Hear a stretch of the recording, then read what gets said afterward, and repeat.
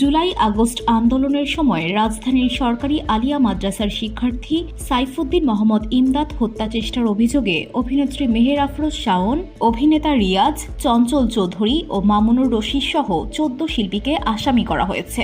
বুধবার ঢাকার metropolitan magistrate Mohammad Monirul ইসলামের আদালত অভিযোগটি গ্রহণ করে শাহবাগ থানাকে ইজাহার হিসেবে গ্রহণের নির্দেশ দেন। মামলার অন্য শিল্পীরা হলেন অভিনেত্রী অরুণা বিশ্বাস, জ্যোতিকা জ্যোতি, শামিমা তুষ্টি, শমি কায়সার, সাজু খাদেম, আসনা হাবিব ভাবনা, সোহানা সাবা, রোকেয়া প্রাচী ও অভিনেতা জায়েদ খান ফেরদৌস।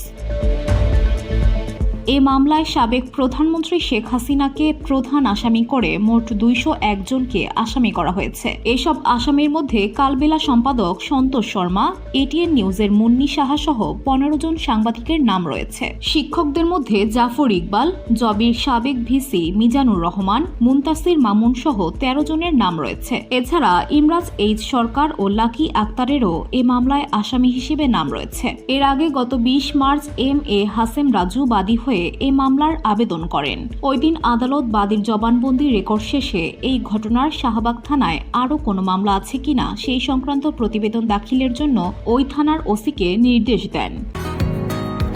বসুন্ধরা, উত্তরা, বনশ্রী, কুড়িল ও বাড্ডা সহ রাজধানীর বিভিন্ন স্থানে অভিজাত ও অত্যাধুনিক মানের ফ্ল্যাট কেনার এক নির্ভরযোগ্য প্রতিষ্ঠান প্লেজেন্ট প্রপার্টিজ লিমিটেড।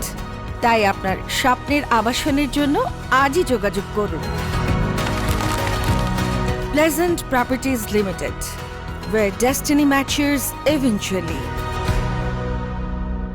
মামলায় বলা হয়েছে, বৈষম্য বিরোধী ছাত্র আন্দোলনের সময়ে গত 4 আগস্ট সকাল 11:30টায় ভুক্তভোগী এম.এ. হাশেম রাজুর নেতৃত্বে কেন্দ্রীয় শহীদ মিনার থেকে পরিবাগ হোটেল ইন্টারকন্টিনেন্টালের সামনের মোড়ে এসে পৌঁছান। তখন ছাত্রলীগ, যুবলীগ, আওয়ামী লীগের বিভিন্ন স্তরের নেতাকর্মীরা ভিকটিম ও তার সঙ্গীদের গতিপথ রোধ করে। আসামিরা ছাত্র জনতাকে হত্যার উদ্দেশ্যে গুলিবর্ষণ, হাত বোমা, পেট্রোল বোমা ও ককটেল বিস্ফোরণ করে। মিছিল ছত্রভঙ্গ করতে পুলিশের কাঁদানে গ্যাস, পিপার স্প্রে ও ছরোরা গুলিতে ভিকটিমের ডান চোখ ক্ষতিগ্রস্ত হয়। এ সময় তিনি রাস্তায় লুটিয়ে পড়লে অজ্ঞাতনামা ছাত্রলীগ, যুবলীগ ও পুলিশ সদস্যরা তাকে মারধর করতে থাকে।